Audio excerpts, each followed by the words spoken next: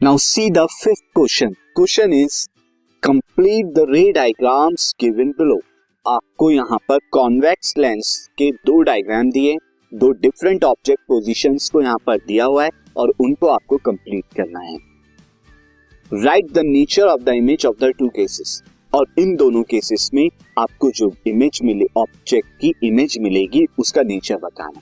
तो first case में आप देख सकते हैं दोनों फोकसेस के बीच में आपको जो है ऑब्जेक्ट को प्लेस किया गया है, और सेकंड बी केस में जो है फोकस और ऑप्टिकल सेंटर के बीच में जो है यहाँ पर ऑब्जेक्ट को प्लेस किया गया है.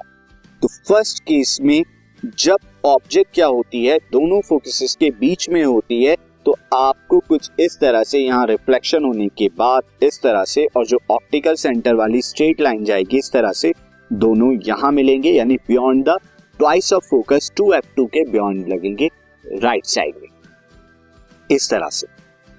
अब आप यहाँ देखिए, आप देख सकते हैं कि यहाँ पर जो नेचर आ रहा है वो रियल है, इन्वर्टेड है, और साइज आप देखें तो साइज एनलार्ज होगा. तो मैं यहाँ पर लिख देता हूँ कि आपको जो मिल रही है इमेज, वो इमेज कैसी है, real and inverted, real inverted image आपको मिल रही है.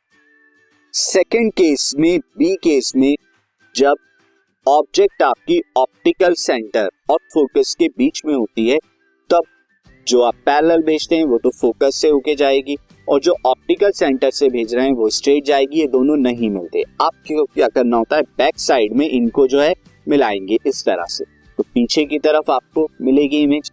ये इमेज कैसी होगी, इस तरह की इमेज जो होती है वो वर्चुअल इमेज होगी, वर्चुअल एंड इरेक्टेड ये इमेज होगी. तो ये हो गए नेचर ऑफ द इमेज.